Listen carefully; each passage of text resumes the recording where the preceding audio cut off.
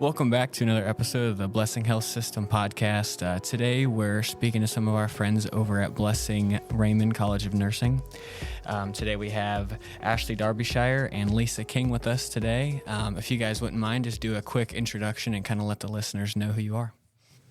I'm Ashley Darbyshire. I am assistant professor at the College of Nursing.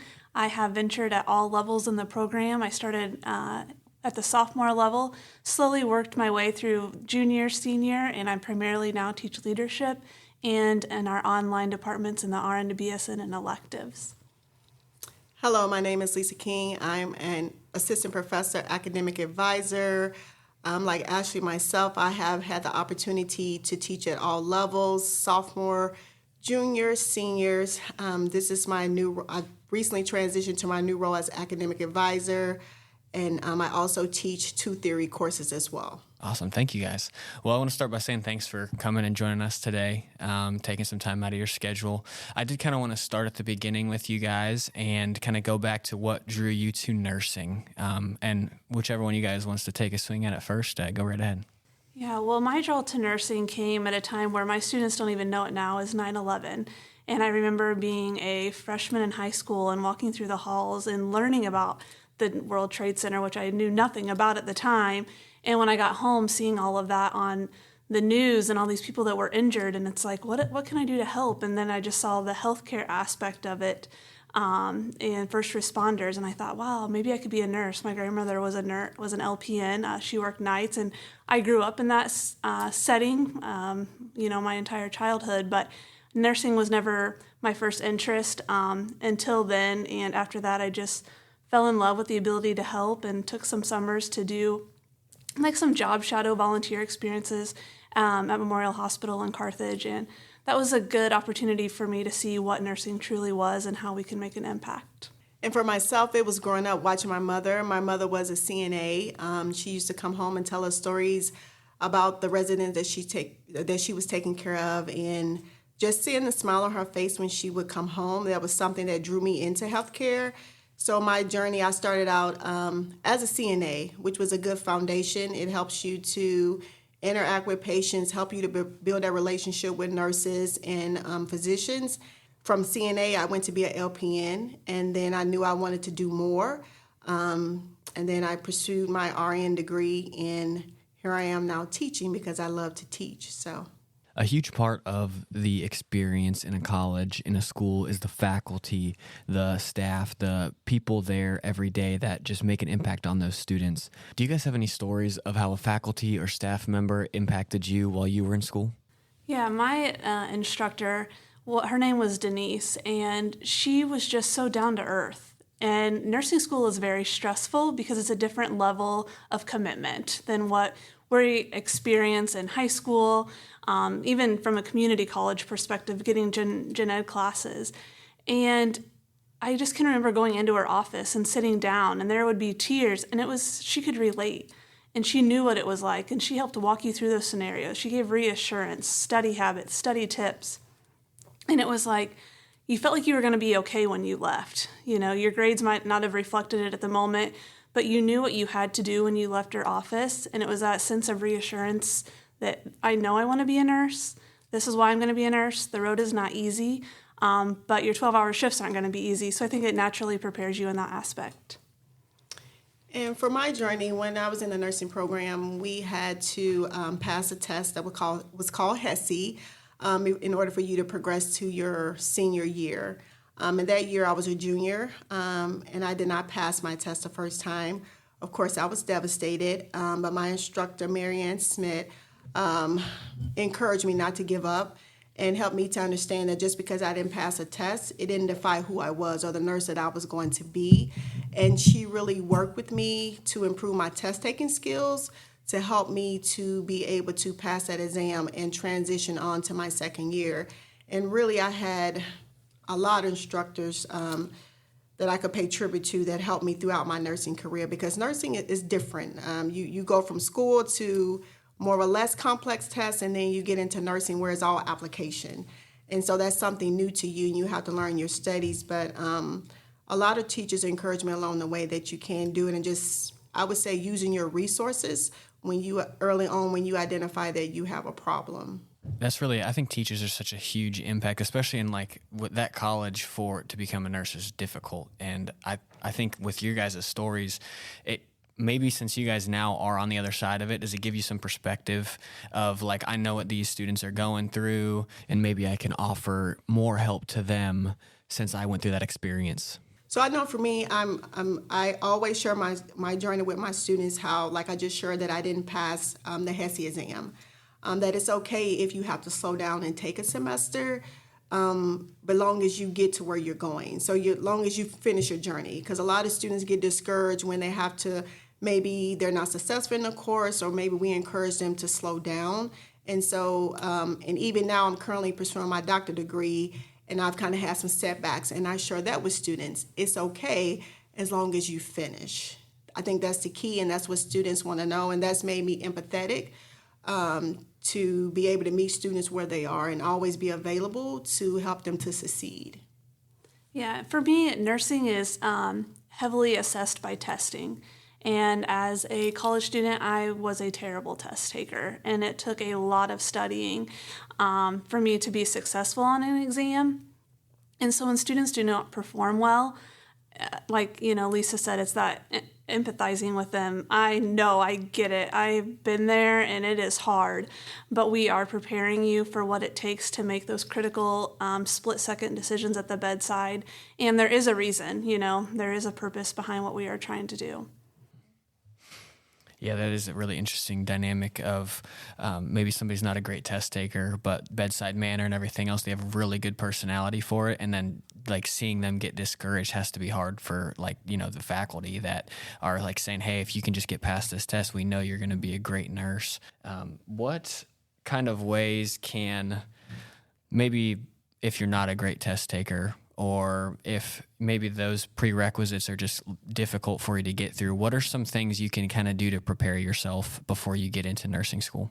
I would suggest students early on to identify like your learning style.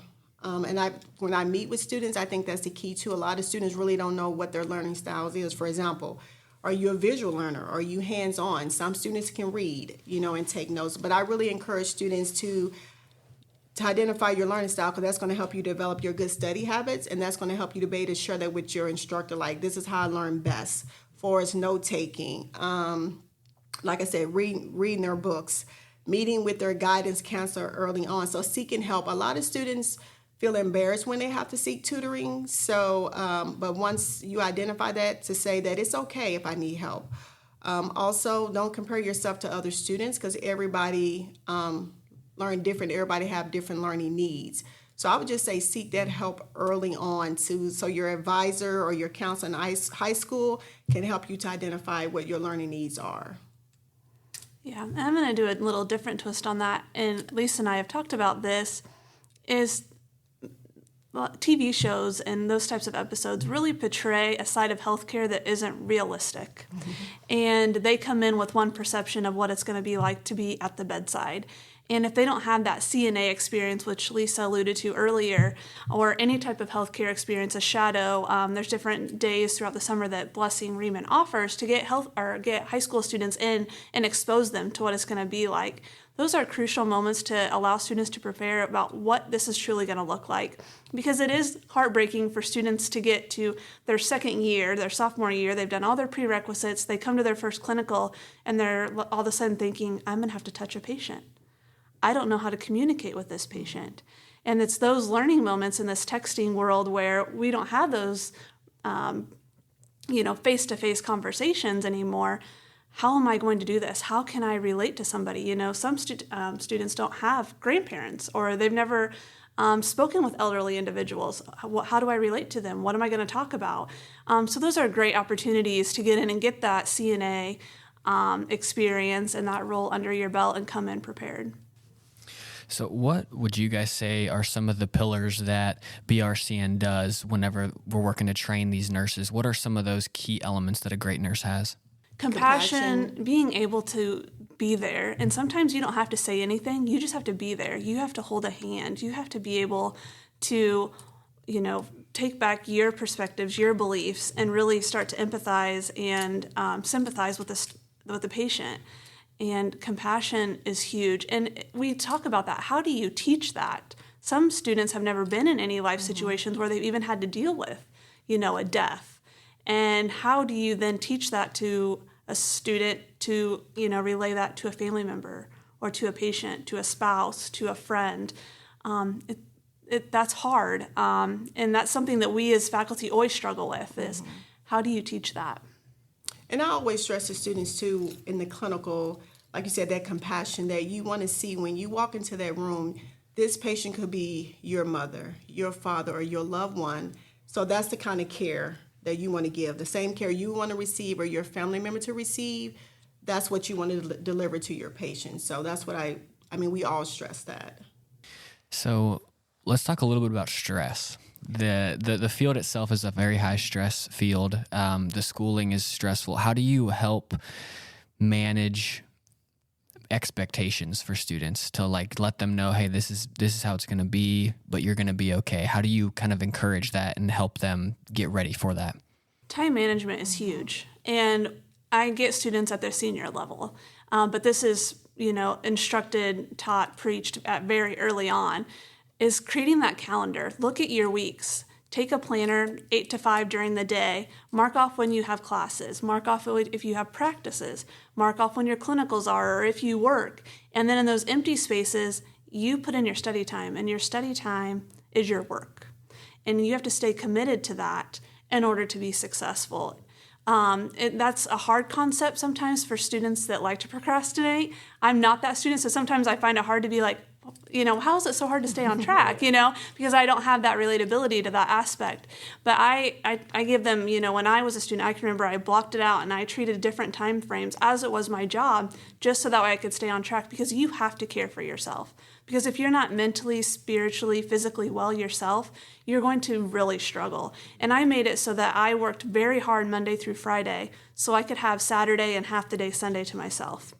And, Sunday nights, then you turn around and you're preparing for Monday class, a test, a lecture, a clinical experience, whatever it may be for that student.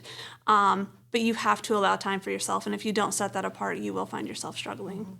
And meet with your instructors early. I can't stress that enough, is to meet with your instructors. And I know just from the time I've been here at BRCN, a lot of students have, they have that background, a lot of external factors that we don't know about, but it's okay to open up. Also, like when we have, a counselor for our students.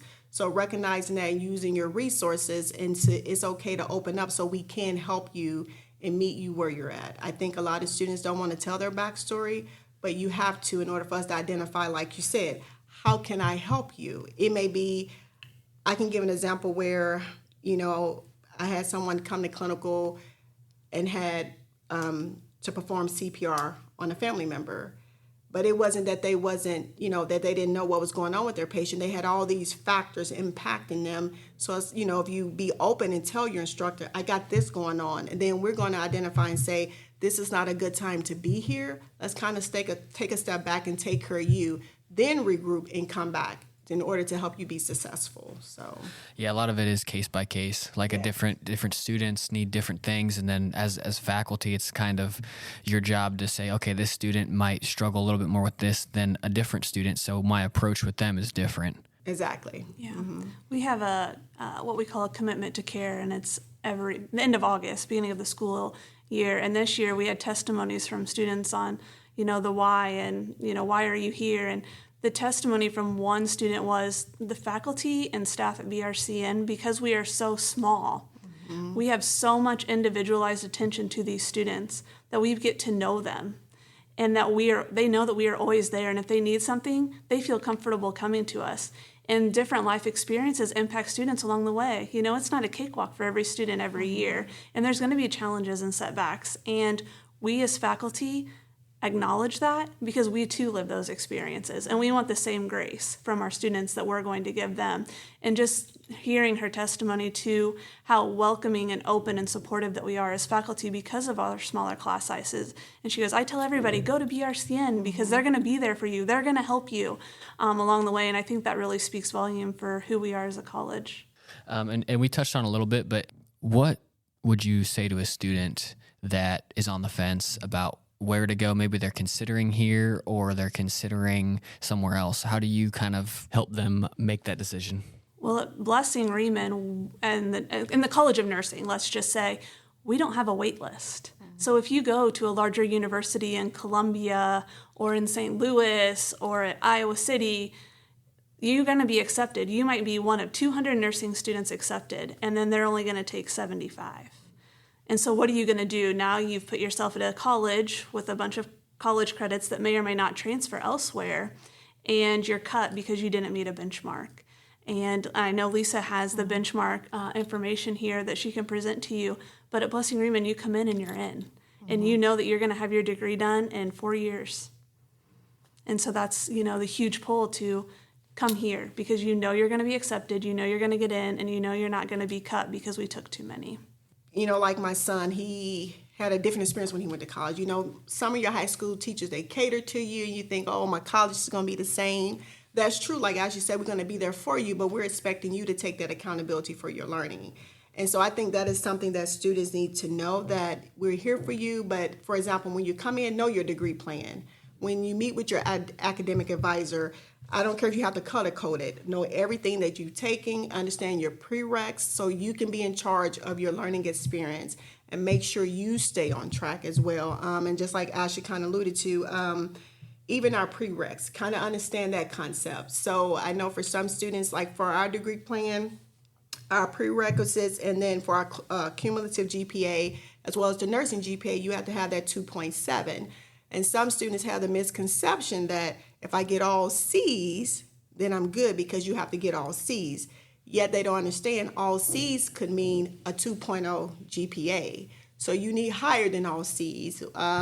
We really encourage students to strive for those A's and B's, especially in your foundational courses, transitioning into high school. For example, like A&P, anatomy and physiology, because that's the foundation for a nursing student. You're going to use that throughout your whole nursing curriculum. So we really encourage students to get that now. And so in order to get that now, that means you got to have at least a B, because we know for students who do not have that good foundation of A&P, they truly struggle throughout the nursing program. So for example, if your instructor, you come to me in sophomore year, I'm expecting you had that freshman year, so we're not going to be reteaching that. That's something that we expect you to know and continue to build on to help you to be successful throughout the program. I just think that it's a partnership. You got to know what's going on too. And it does kind of go back to making that schedule on your own and filing off that time of, hey, I'm studying here, and it's going to be like that. Every time I have that blocked off, that's what I'm doing. But yeah, with A&P, I remember my wife struggled with. She had to retake that, and it just kind of it messes your whole plan up of how you're going to do everything. So, yeah, it's very important. And I will say, accountability would be another pillar to compassion. Mm-hmm. We stress a lot of accountability at the college. You are accountable to your learning. You're accountable to being here on time, to coming prepared. I will say that that's another crucial aspect. At being at BRCN. Well, thank you guys so much for coming in and talking with me. I definitely learned a lot about that journey that a nursing student takes from high school all the way until graduation. And I'm sure that they're very thankful to have faculty like you guys, helping them out every step of the way. So thank you guys. Yeah, thank you. Huge thanks to Lisa and Ashley for coming and chatting with us today. If you guys are interested in learning more about BRCN, please visit brcn.edu.